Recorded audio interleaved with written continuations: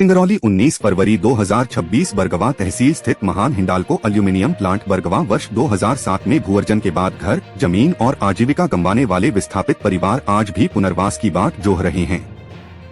क्या 17 साल बाद भी उन्हें उनका अधिकार नहीं मिल पाया? यही सवाल अब जिला प्रशासन पर खड़ा हो रहा है। महान एल्यूमिनियम पावर प्लांट हिंडाल्को से प्रभावित परिवारों ने जिला कलेक्टर एवं जिला पुनर्वास अधिकारी के नाम तहसीलदार एवं कंपनी के अधिकारियों के समक्ष ज्ञापन सौंपते हुए पुनर्वास सुविधाएं दिलाने की मांग की है। विस्थापितों का कहना है कि वर्ष 2007 में उनका भूमि अधिग्रहण हुआ था। जिले में स्वरोजगार योजना के तहत स्वीकृत ऋण राशि में कथित अनियमितता का मामला सामने आया है। बिहार गांव निवासी गरीब हितग्राही लालीबाई ने बैंक ऑफ बड़ौदा पर बकरी पालन के लिए मंजूर लोन की पूरी राशि न देने का गंभीर आरोप लगाया है। पीड़िता ने बुधवार को कलेक्टर कार्यालय पहुंचकर मामले की शिकायत दर्ज कराई। लालीबाई ने पशुपालन एवं डेयरी विभाग की योजना के तहत 11 बकरियों की खरीद के लिए आवेदन किया था। विभाग द्वारा उनकी फाइल स्वीकृत करते हुए 46,473 रुपए का ऋण मंजूर किया गया, जो सीधे बैंक खाते में ट्रांसफर भी कर दिया गया था। जिले में अवैध मुरूम खनन का खेल अब केवल राजस्व हानि तक सीमित नहीं रहा, बल्कि आम लोगों की जान के लिए गंभीर खतरा बनता जा रहा है। ग्रामीण सड़कों से लेकर मुख्य मार्गों तक तेज रफ्तार और ओवरलोड ट्रैक्टर ट्रॉलियों से हो रहा अवैध खनिज परिवहन बाइक चालकों और राहगीरों के लिए चलता फिरता हादसा साबित हो रहा है। लगातार शिकायतों के बावजूद कार्रवाई न होने से प्रशासनिक व्यवस्था पर सवाल खड़े होने लगे हैं। खनिज विभाग की चुप्पी पर उठे सवाल। मुल्ताई तहसील के ग्राम मीरापुर निवासी फरियादी ललिता राजुरकर पति बलदेव राजुरकर ने कलेक्टर एवं एसपी से शिकायत कर आरोप लगाया है कि ताईखेड़ा निवासी गोरू नरवरे पिता गुड़िया पटेल ने उनके पति को बहला फुसलाकर जमीन की रजिस्ट्री अपने नाम करा ली, लेकिन तय की गई 5,25,000 रुपए की राशि का भुगतान नहीं किया।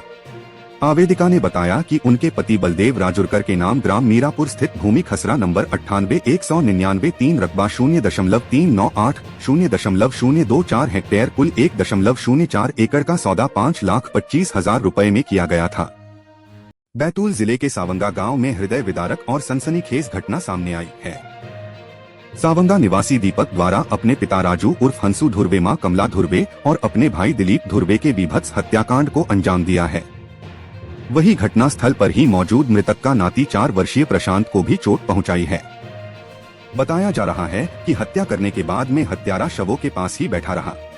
प्रत्यक्षदर्शियों के अनुसार हत्यारे द्वारा राड से अपने पिता, माता और भाई पर लगातार प्रहार किया, जिससे पूरे कमरे में खून ही खून नजर आ रहा था।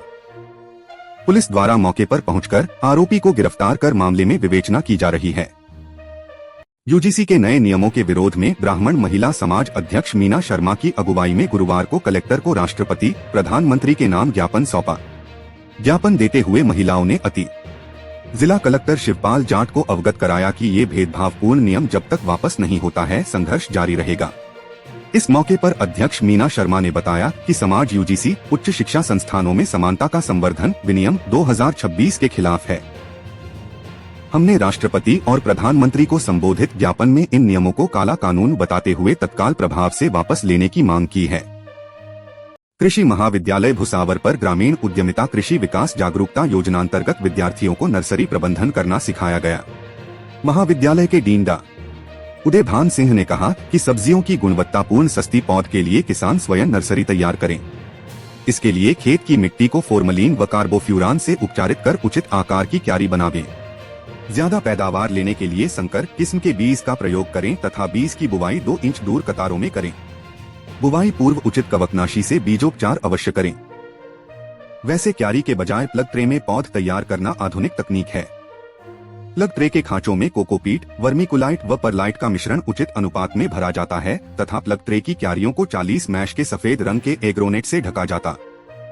भरतपुर @वैर से भाजपा विधायक बहादुर सिंह कोली द्वारा विधानसभा में बजट सत्र की चर्चा के दौरान क्षेत्र के विकास हेतु 11 मुद्दों सहित भरतपुर एवं धौलपुर जिले के जाटों को केंद्र की ओबीसी सूची में शामिल करने हेतु राज्य सरकार द्वारा केंद्र सरकार को प्रस्ताव भेजने का आग्रह किया।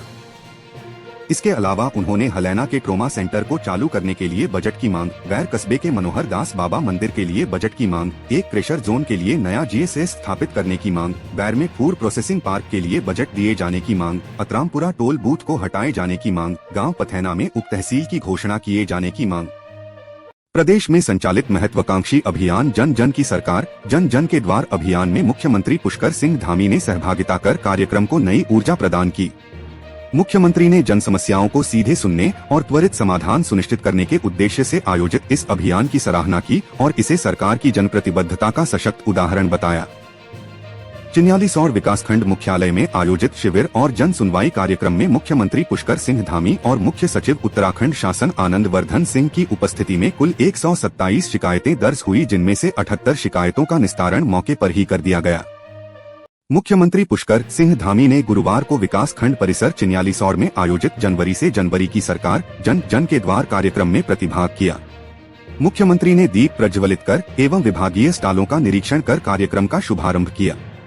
उसके बाद ग्रामीणों की समस्याओं एवं शिकायतें सुनी तथा मौके पर ही अधिकारियों की उपस्थिति में अधिकांश समस्याओं का निस्तारण किया। मुख्यमंत्री ने कहा कि राज्य सरकार द्वारा संचालित जनवरी से जनवरी की सरकार जनवरी से जनवरी के द्वार कार्यक्रम के तहत अब तक 600 से अधिक शिविर आयोजित किए जा चुके हैं। सांपना जलाशय से सिंचाई के लिए पानी छोड़े जाने की प्रस्तावित तिथि को लेकर किसानों ने आपत्ति जताई है। किसानों ने अनुविभागीय अधिकारी जल संसाधन विभाग बैतूल को ज्ञापन सौंपकर मांग की है कि 26 फरवरी 2026 के पूर्व नहरों में पानी न छोड़ा जाए। ज्ञापन में उल्लेख किया गया है कि सांपना जलाशय की नहरों से विगत 7 फरवरी 2026 को पानी बंद किया गया था। किसानों का कहना है कि सिंचाई हेतु नहर खोलने का अंतराल कम से कम 20 दिन होना चाहिए ताकि फसलों को उचित समय पर पानी मिल सके।